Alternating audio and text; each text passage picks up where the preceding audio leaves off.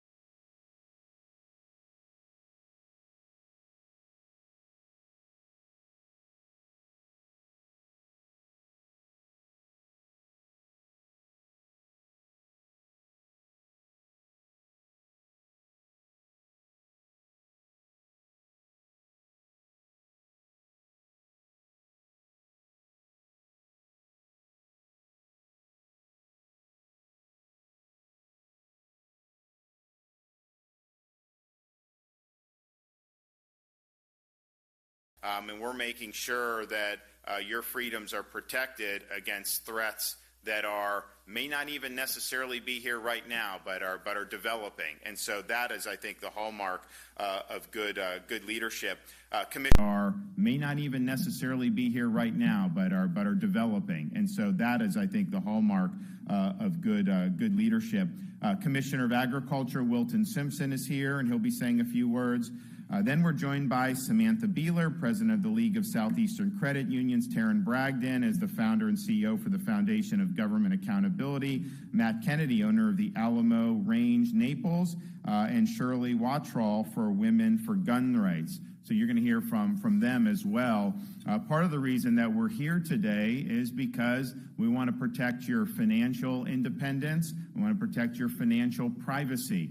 And you've seen over the last however many years, particularly with things like COVID, you've seen governments really crack down on people's ability to exercise their basic rights. If you remember when the truckers in Canada were protesting those draconian vax mandates, they were raising money, they were doing things.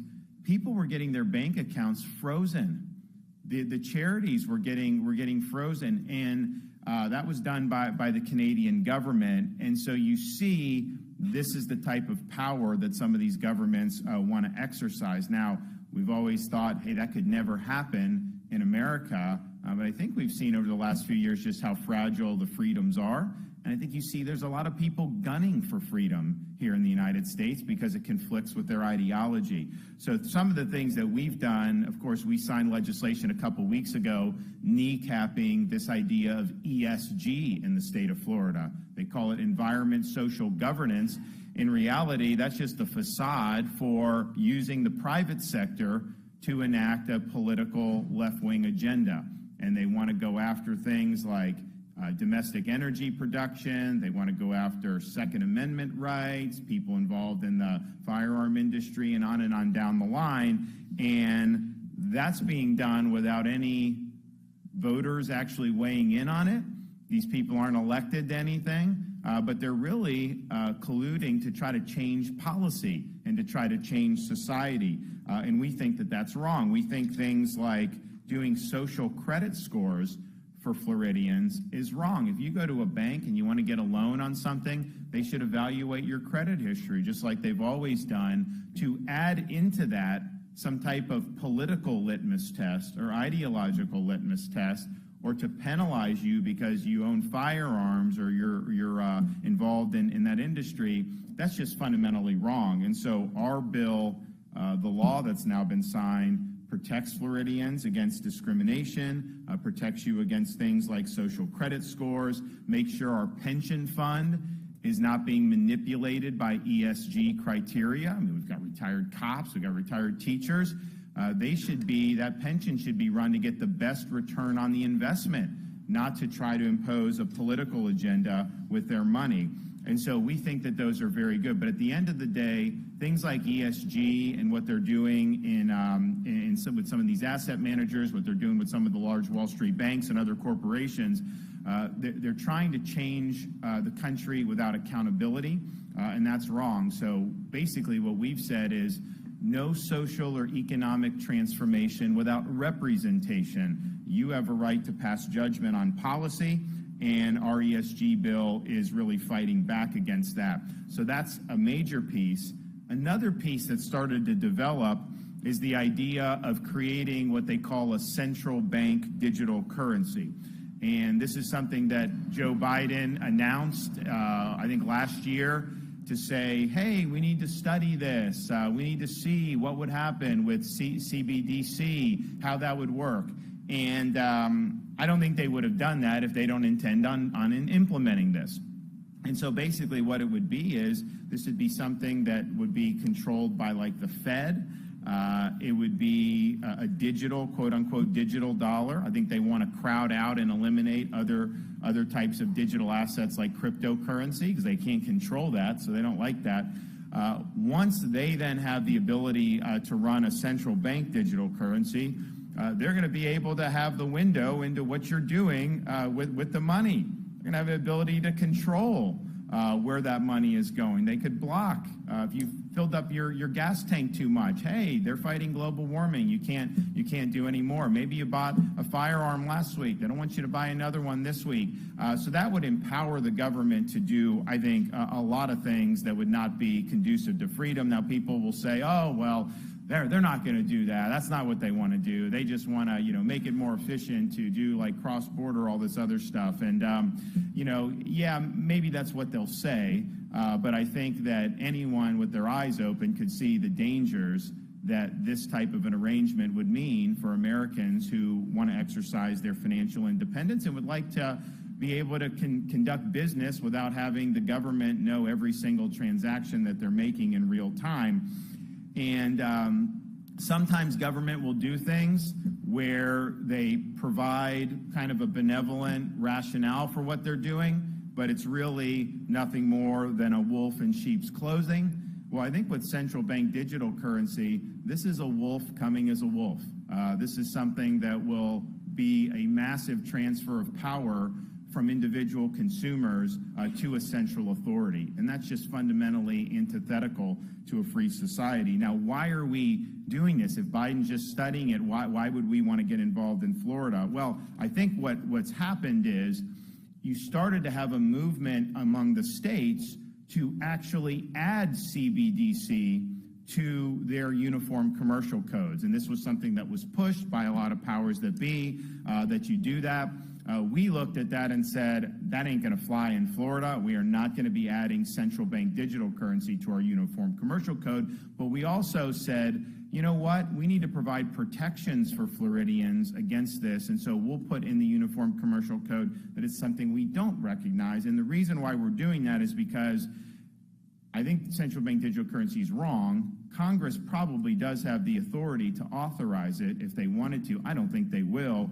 But what the Fed has said is, well, we're going to consult with Congress. We're going to consult with the executive branch before we do anything with respect to CBDC. And ideally, we would get authorization from Congress. Well, the U.S. Constitution is not just a suggestion. It's not ideally that you get legislative sanction for something like that. You are required to get Congress to authorize something like that.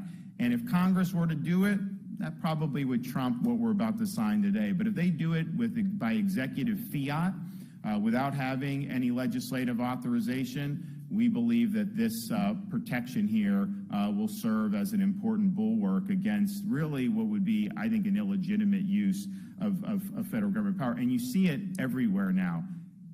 They don't vote on any of this stuff. You have a massive, out-of-control bureaucracy, and they will just issue 600-page rules that transform our economy or transform our society. They just did one. The EPA put one out about coal and natural gas-fired power plants. And nobody voted on that. They just did it. You see some of the stuff they're doing with home lending. They're actually making it harder for people that have good credit, and they're basically charging them more to pay for people that have poor credit. I mean, that's social engineering. It's bad economics, but it was never approved by the people's representatives. And so we have a bureaucracy that thinks it can do what it wants. And if we let this continue, these elections are basically window dressing at that point, because you have a Leviathan that just keeps churning out whatever it sees fit. So we're fighting back against that in Florida. We have fought back against it across a wide variety of fronts. I mean, you remember in 2021, they were trying to coerce people to take the mRNA COVID shots, and they said for nurses under CMS, you have to do this, otherwise you can't work. And Congress never enacted that. There was never any debate on that. They just did it. So we came in and said, no, that's not correct. State of Florida, this is a choice for you. You can't lose your job over it. They said, well, we're going to do it anyways, but they relied on Florida to survey the hospitals to see. And we said, we're not going to survey our hospitals. Okay, we're going to protect the people's jobs. And they fined us, a couple $1 million, but we saved thousands and thousands of jobs in the process. So we've been fighting back a lot on this, but it's a massive distortion of what a constitutional system of government is supposed to be. And I'm just glad that we're thinking ahead here in the state of Florida, because once this genie is out of the bottle, I think it'll be very hard to put back in. You know, the cash is king. Like when you have that, you control your own destiny. If you're relying on some digital system and you have no other recourse and it's controlled by a central authority, you're putting your independence in their hands, and I don't think we want to do that. And I think back to just like the need to be empowered individually when like Hurricane Ian hit. The power goes out, okay? Some people that had electric vehicles, and it's whatever you want, do, but, how do you plug that in if the power's not on? Whereas, you have your own tank of gas with a normal car, you control the destiny. You can put the gas in, you can go. You have cash, you can go make transactions if some of the systems aren't up and running. So making sure individuals are empowered is something that's very, very important. So I'm proud that we're going to be able to sign this protection into law for the people of Florida. We do not want to see any central bank digital currency, but we certainly reject any attempt to do that by executive fiat without the members of Congress actually having to go on the record and vote for it. The other thing that we're doing is looking at other ways that this agenda can impact individual Floridians. And so there's been a movement amongst massive credit card companies to basically monitor the transaction of firearm retailers and individual consumers through unique codes that they're calling merchant category codes, or MCCs for short. And so this is a new code. It only applies to either retailers that sell firearms or consumers that purchase, and it's not even really limited to that, because as you know, there are sporting goods stores that sell firearms. They also sell a bunch of other stuff. You could be going just buying sporting goods for your kids' athletics. And oh, by the way, our tax relief, which we'll be announcing, you have no tax on youth sports equipment for next year, which will be really, really good starting July 1st. So you go in and do that. They can tag you or flag you as being somebody that somehow should be looked at, and that's just fundamentally wrong. So we believe that whole idea of MCCs is very political. We think it's going to be used against people just for exercising their basic constitutional rights. And so you had a movement in the legislature, you had Commissioner Simpson, a lot of people understood this, and I said I'm very supportive of making sure that this is not allowed in the state of Florida. So the second bill we'll sign will prohibit the use of firearm-specific MCC codes, and we'll be the first state in the country to step up to the plate and prohibit these massive financial institutions from collecting data on you, flagging you, just for basically exercising your right. I mean, if you go and buy ammunition for your firearms, then you go to one of these shooting ranges, should you be flagged for doing that? I don't think so. So in the state of Florida, you will not be flagged for doing it. So these are really important measures. I think that we're leading the country again. I think you're going to see other states follow through. I know some of the states are going to do the central bank digital currency. Some of them rejected the UCC addition to it, and so they're kind of neutral, which is still good. But we're going one step further, and we're affirmatively leaning in against and saying this is not something that's going to fly in Florida. And I do think you're going to see other states look to this whole idea of these MCC codes. And look, this is one issue that would affect, relatively narrow slice of retailers. It'll affect a decent number of consumers.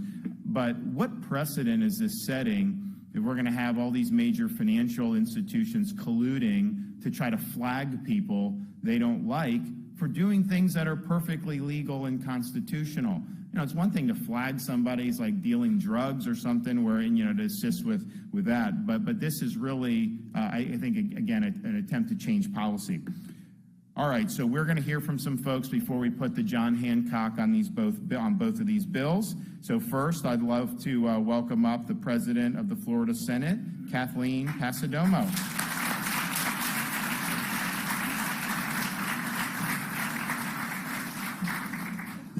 Thank you, Governor DeSantis, and I'm thrilled to be back in Southwest Florida with my colleagues in the Florida House, the lead legislative delegation.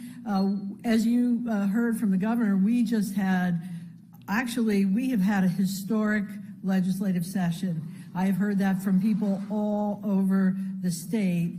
We passed over 200 bills. Some of them are game changers, groundbreaking, unbelievable work. And the reason that we were able to be so successful, and I'm not going to talk about the bills that we're signing today because they're just two in so many important measures, and there'll be others speaking about them. But the reason that we were so successful is that we had a Speaker of the House, myself, and a governor who were aligned. We have the same political philosophy.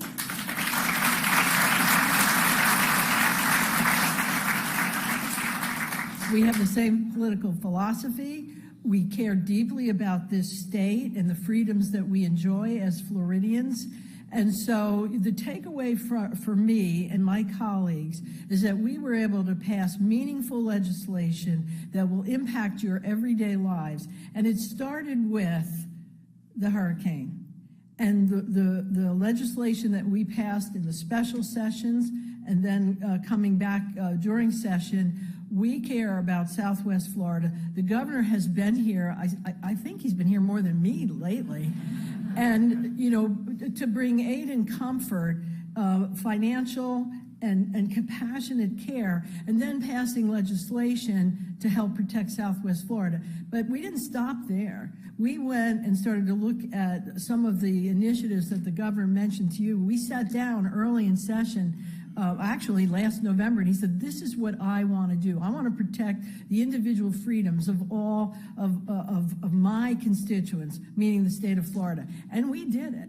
And it was seamless. It was well done, and I've got to thank the governor for giving the legislature, me and my colleagues, the time to get these really important issues done. And then, of course, we passed the $117 billion budget that has so many important things that are I'm saying it because he's got the veto pen, maybe, and I'm on. Just to make sure that, we take care of Southwest Florida. So I just want to thank Governor DeSantis for coming back down to Southwest Florida. I know he's, you probably missed it because you haven't been here in 2 weeks. Just thank you all for all that you do to make our lives and our jobs better. Thank you.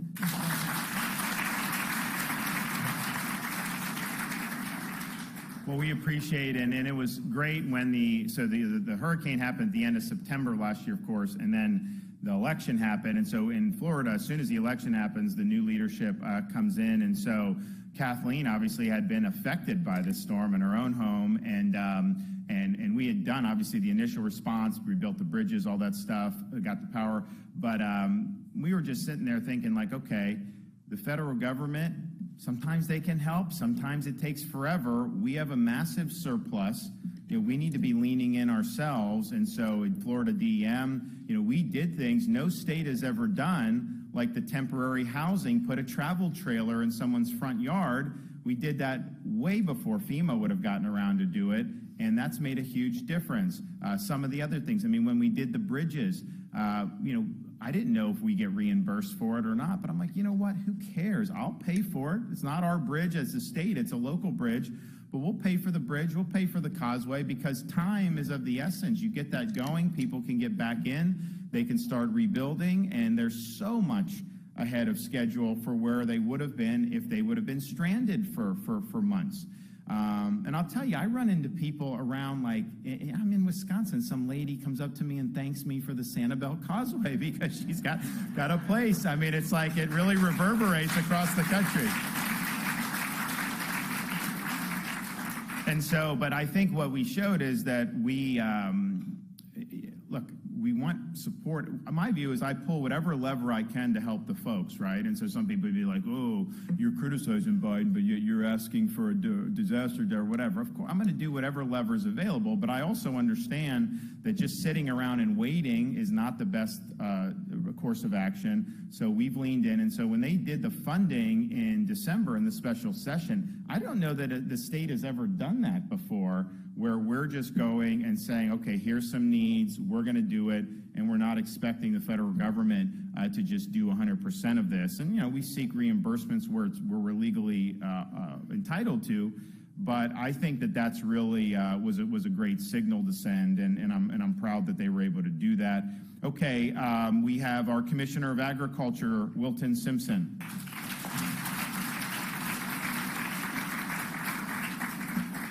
Thank you, Governor, and I do think that y'all had a great session, Madam President, and congratulations. And I want to thank the Governor for his steadfast work that he's done for freedoms in the state of Florida. It was an honor to serve as Senate President in the prior 2 years during the pandemic, where we had unprecedented freedoms unlocked. But when you think about our Second Amendment rights, and part of the job as Commissioner of Agriculture is our concealed carries, we now have constitutional carry here in the state of Florida because of this governor's initiative. We're very proud of those programs. The bill we're talking about today that's going to be signed today is the Ammunitions Act, where MCC codes were being applied. You had elitist liberals around this country asking credit card companies to apply the MCC code to track gun owners, right? If you go out and buy a gun, if you buy ammunition. And of course, that's just the tip of the sword. Eventually, you'd have MCC codes for everything. And in the digital world, it would be even worse. But what this bill does is very simple. If a credit card company or banking system tracks your ammunition and gun sales, they can be fined up to $10,000 for that. And so when we made this major announcement, and Representative Snyder's here today, Senator Burgess couldn't be here, the two gentlemen that got this through the legislative process, this was the tip of the sword. And for liberals, it's going to be something else next year. And your Florida legislature and your governor is going to act. So we're very proud that we were the first in the state to get this passed. We're very proud that other states are starting to pass this type of legislation. What we know is that credit card companies do not want to have different rules for Florida and Georgia or California or Texas. They don't want different rules. So they have stopped, we believe they have substantially stopped using these MCC codes, and we believe after this bill signed today that will put an end to it. So thank you, Governor. Karen.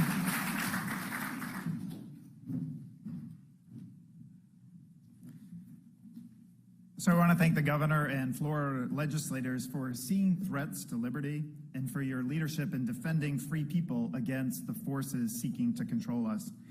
As the governor talked about, Big Brother's digital dollar is really the ultimate weapon of power and control over citizens. And it's why the Chinese Communist Party is pursuing it so zealously. Because the truth is, if you can control all the little things in a person's life, then you can control an entire society. But the beauty and promise of America is the ability for every individual to dream big, to work hard, and to be the author of their own success story. We call it the American dream.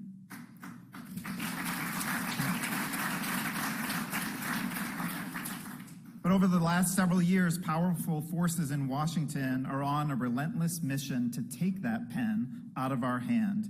And they're determined to have elites write the story using vaccine passports, ESG, or now digital currency. The goal is control of everything we buy, drive, eat, where we work, and what we do, putting our entire lives in a box of their design, not ours.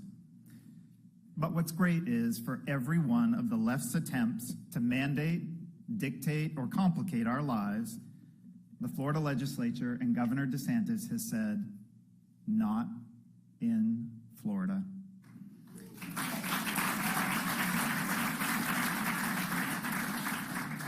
So I want to thank the governor and legislators because under your leadership, Florida is protecting the American spirit and giving people hope that freedom and opportunity will remain. Thank you. Shirley.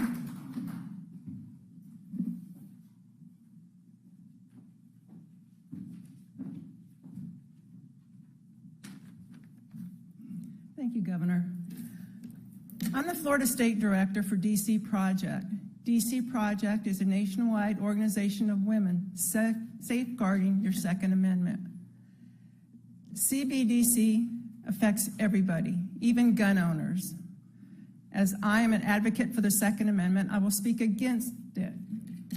I did not grow up around firearms, and it wasn't until I was kidnapped and terrorized for 15 hours by a man who claimed he loved me that I decided it was time I needed to be my own defender. I purchased a firearm and I trained. You might be asking yourself, what does this have to do with digital banking? It's simple.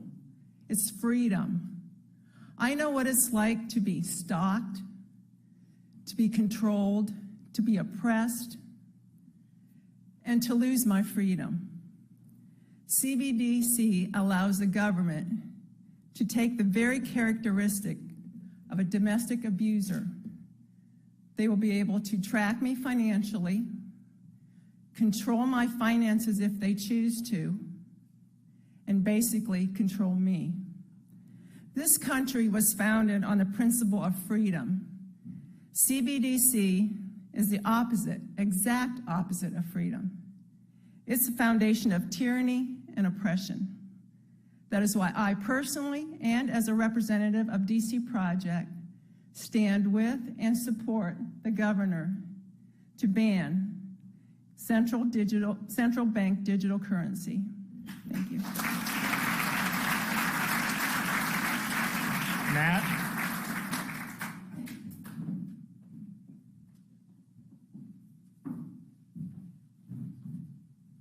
Thank you, Governor. Today is a monumentous day for firearms industry and the citizens of the great state of Florida. Whether you choose to exercise your right to bear arms or not, after passing an overwhelming majority in the Senate and the House, Governor DeSantis is going to sign Bill 214 into law. Simply stated, SB 214 blocks credit card companies from tracking merchant codes to monitor the sales of firearms in the state of Florida. This is a huge win for consumer privacy and for our right to bear arms. With the passing of SB 214, we are fighting back against the overreach of credit card companies and the veiled attempt to create a national gun registry in our country. Thankfully, we have an amazing governor who recognizes the importance of protecting the rights and the privacies of the citizens of Florida.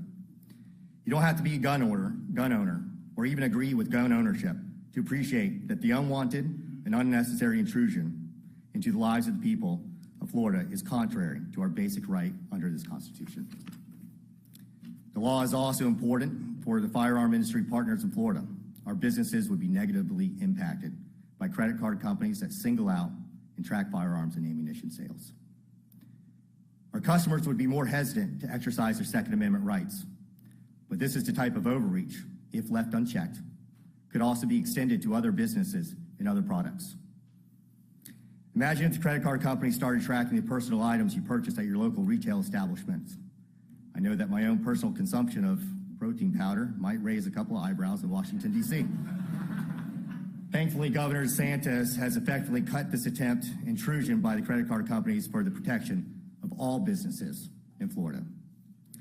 Fortunately, Florida is leading the way in defending our rights and values. The passage of SB 214, we are sending a clear message that will not allow our rights to be trampled upon. We will not stand idly by corporations or an overwhelming federal government try to undermine our liberties. This victory is a testament to the power of our democracy and our ability to come together and defend what is right.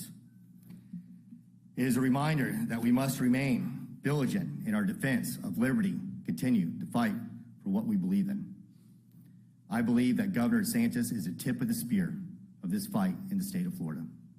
In conclusion, I'd like to thank all the lawmakers who supported this bill, and especially Governor DeSantis, who's going to sign the bill 214 into law. This is a great day for Florida and our industry, and a victory for the people of our state who value privacy, freedom, and the right to bear arms. In closing, and I aside, I own and manage a little gun store and gun range in Naples, Florida called the Alamo. As I'm sure everybody recalls from their sixth grade history, the Alamo is where a group of Texan American men and women elected to stand and fight against an overwhelming force, all whom perished. There's a flag that symbolizes the fight and struggle representative of the Alamo. The flag has a lone star representing Texans and a cannon with the statement, "Come and take it." The state of Florida, where passage SB 214 protects our Second Amendment's right, is a 21st century embodiment of the spirit of the Alamo. Rather than come and take it, I'd like to take the artistic license and invite the rest of the United States to emulate the state of Florida. Come and partake. Let us stand together against a violation of any and all constitutional rights. Thank you.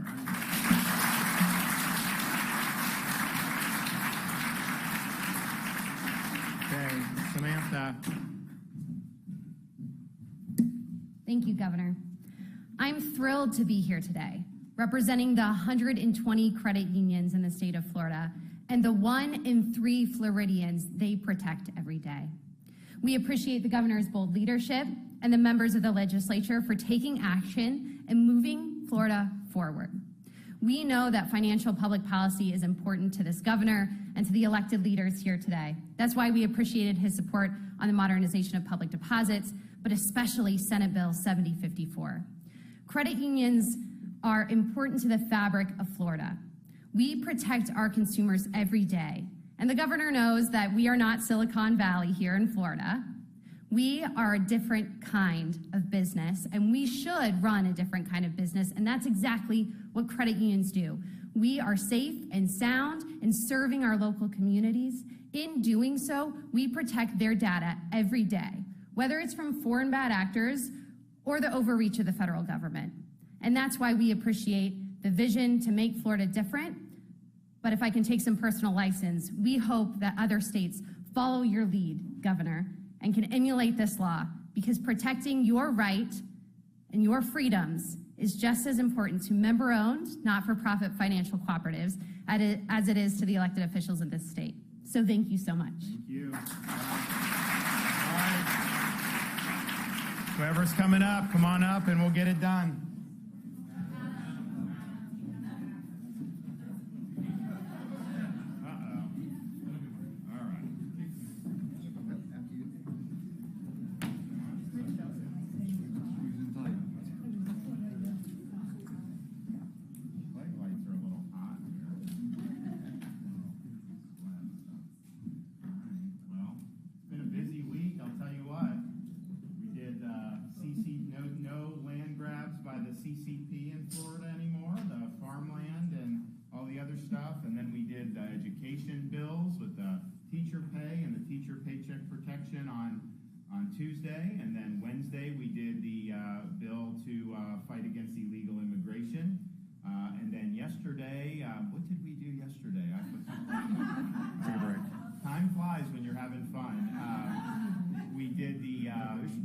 No. We did immigration on Wednesday, and then we did the medical freedom package yesterday, and so then today to do CDBC and protect against these codes. I mean, that's a monumental week, that's for sure. Today's the 12th, right?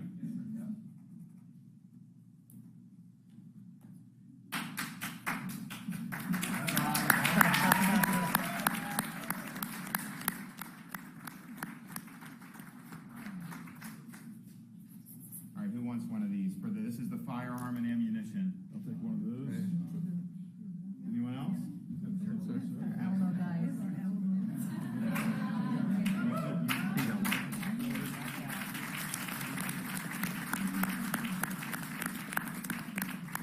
right, so this is the CBDC.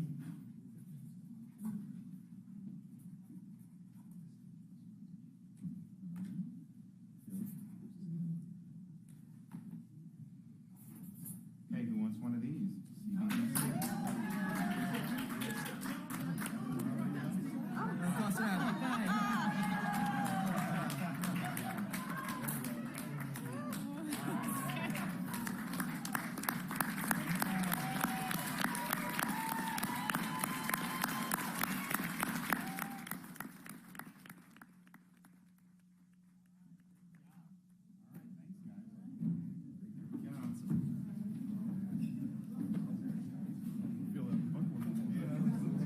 Well, thanks everybody for who was involved with this. We're excited. We've got more in the hopper. We've got a lot of other good stuff, and so we'll be processing those in the days ahead. But we're just excited to be putting up a lot of points on the board and basically saying we said we were going to do a lot of things, and we did it. And that's the way it should be. Okay, any questions back there? Yes. A little bit more if CBDC and Title 42 will be things that you will discuss even further if you do decide to announce a presidential run. Well, obviously, I mean, I would say the border should be shut down. I mean, this is ridiculous what's going on.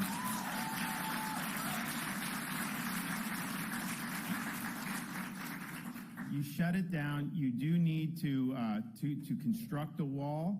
I said, I mean, you guys saw us build those bridges. I'll send those people down to the southern border to build. I'll do that. We'll get it done. You also need to just have a policy. If you come across the border illegally, you get sent back. You don't get a notice to appear for a trial in 2 years. What kind of a deterrent is that? It doesn't work. We also have to come to terms with all the amount of fentanyl that's coming into our country because of this border. And who's doing it? It's these Mexican drug cartels. They need to be held accountable. We can't just let our people die. And then in terms of CBDC, obviously it should just be nixed in the executive branch. And what Biden did, just stop it and say, you know, we're not going to do that. So that's an easy thing to stop federally if you have an administration that's so inclined to do it. Okay, next. Yes, ma'am. He said, if you were president today, what would your plan be at the border? Well, it's just kind of what I said. We'd shut it down. We would not entertain any of these bogus asylum claims at the border. First of all, when you do an asylum claim, you're supposed to go to a port of entry. This is not break into the country, then claim asylum. That's not the way it works. You also have to apply for asylum in a safe country, your first safe country you get to. So if you have somebody crossing 5 countries to get to our southern border, that is not valid asylum. They would have had to have done that. So just rejecting that idea, having them wait in Mexico if they do have a potentially valid claim before that can be done, you're removing the incentives for them to want to come to begin with. They're coming now because Biden has told them anybody can come. And once you come, you know you're going to end up getting back.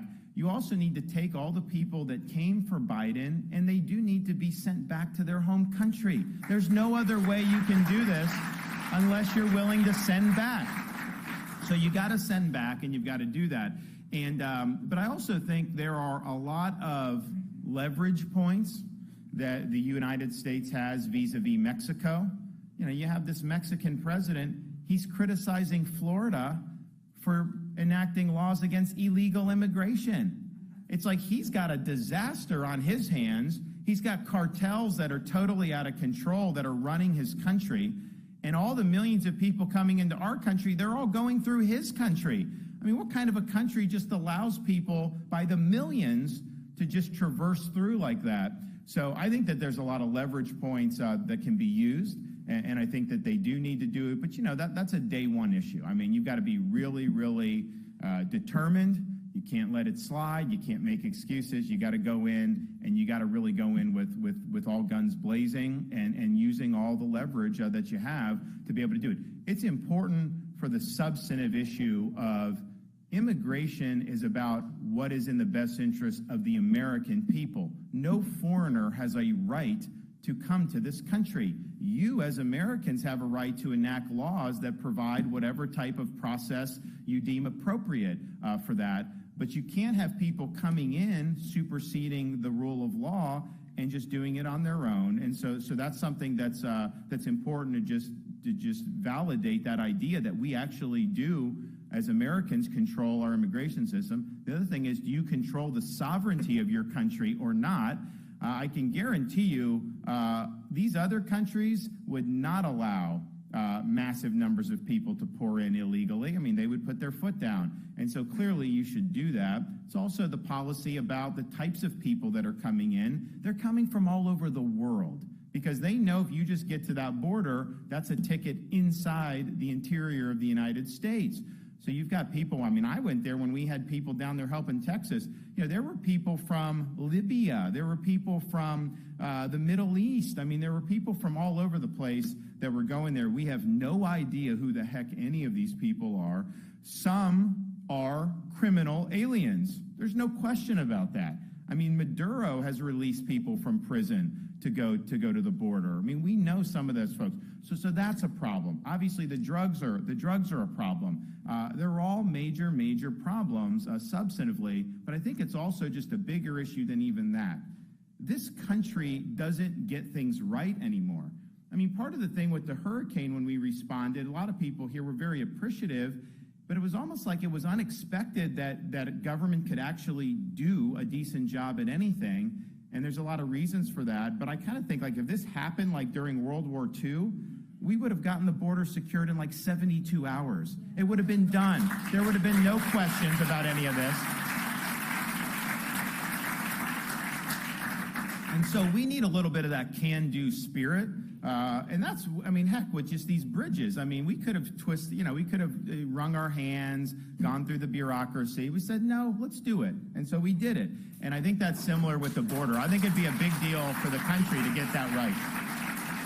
Okay. Yes, ma'am.